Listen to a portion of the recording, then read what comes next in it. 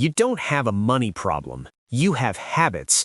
And the scary part is, most of them don't feel like mistakes. They feel normal. They feel like this is just how life works. You get paid, you spend, and you tell yourself next month will be different. Nothing dramatic, nothing reckless, just patterns you didn't consciously choose. You absorbed them from your parents, from ads, from everyone around you who's doing the exact same thing and calling it normal.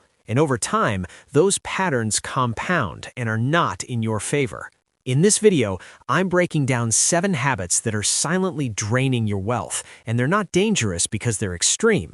They're dangerous because they're completely common. And make sure you stick around for the full list, because the last habit is costing you more money than all others on the list.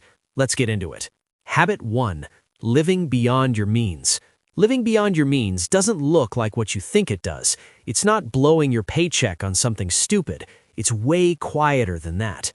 It's the apartment that's a little too nice for what you make, the $680 car payment on something that loses value while you sleep, going out with your boys twice a month, drinking warm beer you don't even really like, dropping $60 you didn't plan on because rounds happened and you weren't going to be that guy. It's the streaming services, the gym you went to twice in January, or the delivery fees you stopped noticing. None of it feels reckless, it just feels like your life. But if your lifestyle was actually chosen, consciously, deliberately, you should be able to defend every recurring payment without hesitating. Most people can't. Most people would have to pull up their bank statement just to tell you what they're paying for. That's not a lifestyle, that's just drift with a debit card.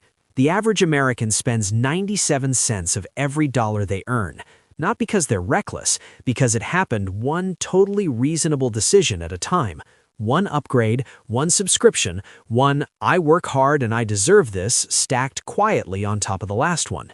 What's the last thing you bought that you barely use anymore? Drop it in the comments, because I guarantee you're still paying for something right now that you forgot you even had.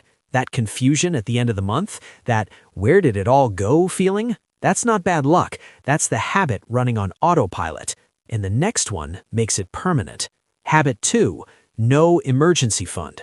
Most people think an emergency fund is boring, like it's the financial advice equivalent of eating your vegetables. But here's what nobody tells you about not having one. It's not the emergency that destroys your finances, it's what you do during the emergency.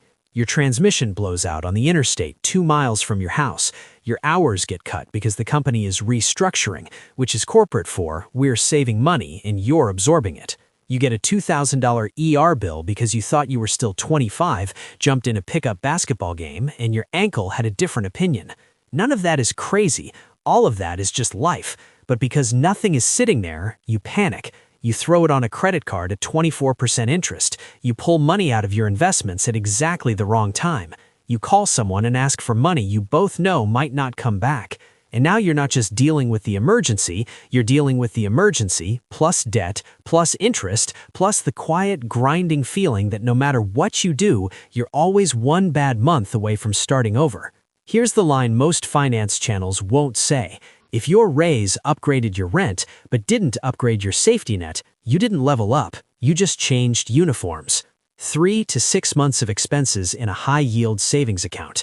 That's the whole habit. Not exciting, not complicated, but the difference between a rough week and a financial hole that follows you for years.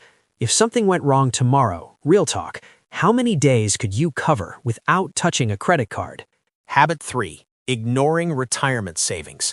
Retirement feels fake when you're in your 20s and 30s. It's this vague thing that happens somewhere far away in the future. You've got rent, you've got debt, you've got actual real problems right now. Retirement can wait. If you're 25 and you start putting away $200 a month into a retirement account, earning an average 8% return, by the time you're 65, you've got around $700,000. You contributed roughly $96,000 of your own money over that time. The rest, over $600,000, is compound interest doing its thing quietly in the background while you lived your life. Wait until you're 35 to start. Same $200 a month, same return. You end up with around $300,000. That 1 decade of telling yourself you'll start when things settle down just cost you $400,000. You didn't lose it in a bad investment. You didn't get scammed. You just waited. And waiting has a price tag nobody shows you until it's already been charged. And if your employer is matching your 401k and you're not taking the full match, you are declining part of your compensation. That's not a missed opportunity. That's handing money back. Most people will watch this section, feel something, and still not set anything up this week. Not because they don't care, because it still doesn't feel urgent. That's exactly how another year disappears, which is exactly how the next habit survives. Habit 4, lifestyle inflation. You get a raise. Finally, you earned it, and it feels good. And then something weird happens. 6 months later, you're just as broke as you were before. Because the raise didn't go to savings, it went into a few pairs of shoes you didn't need, a PlayStation 5 and a shelf of new games, a slightly nicer apartment, or a newer car. It turned into going out on Friday and Saturday night now because you can. None of it was a big decision, it just kind of happened. This is lifestyle inflation, and it's why people can go from making $40,000 a year to $90,000 a year and still feel broke, because their expenses grow every time their income does, like a gas leak, completely invisible until something ignites. The cruel part is that it feels like progress. A nicer apartment feels like moving up. The newer car feels like a reward.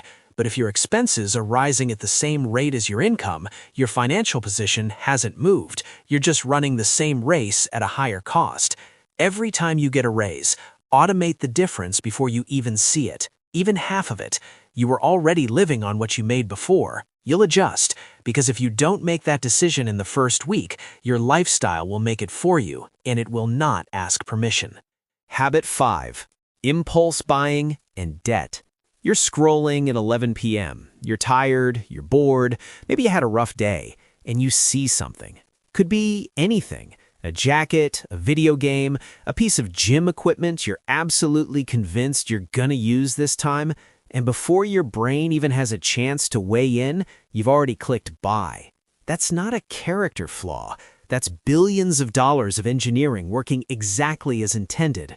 Every app, every website, every one-click checkout is specifically designed to get money out of your pocket before your rational brain shows up to the conversation. The limited time banner, the only 3 left in stock, the free returns that make it feel risk-free. It's all friction removal. They are professionally and scientifically removing every obstacle between you and a decision you didn't plan to make.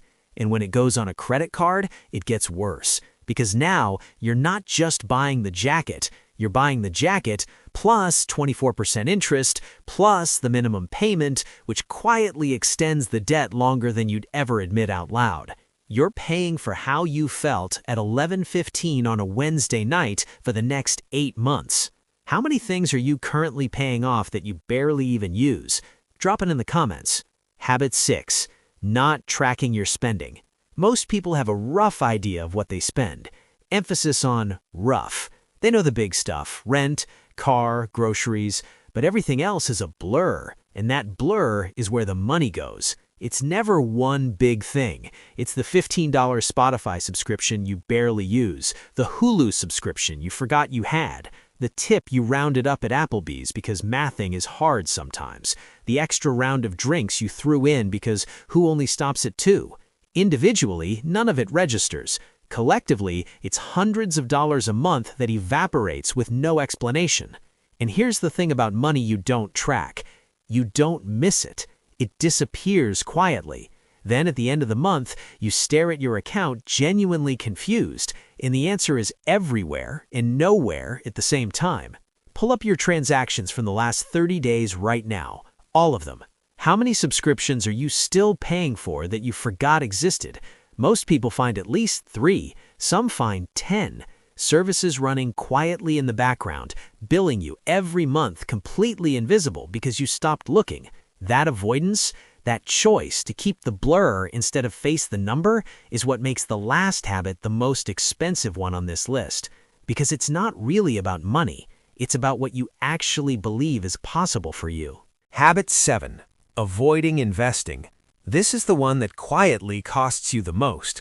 Not because it's the worst decision on this list, but because of how long it runs before you realize what it's actually doing to you.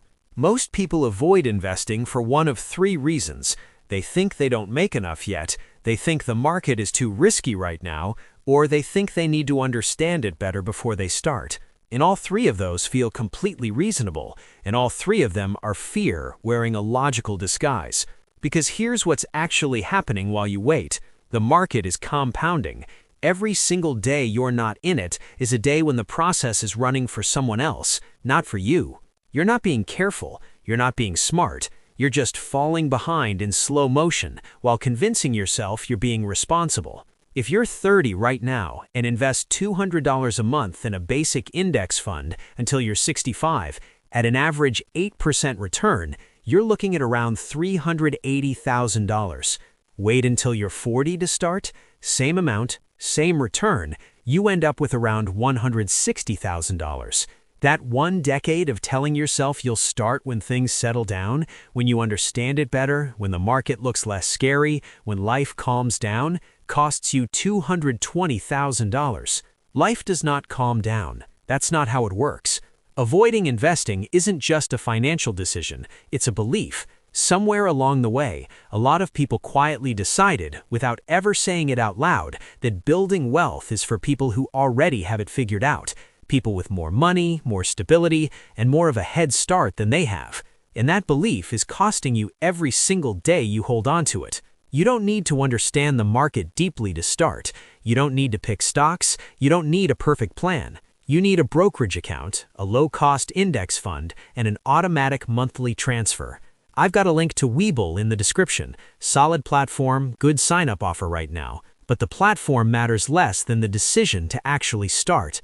The best time was 10 years ago. The second best time is this week. And the most expensive thing you can do right now is let this video end, feel something for about 4 minutes, and then do exactly what you did last time. What's actually stopping you? Not the polished answer, the real one. Drop it in the comments.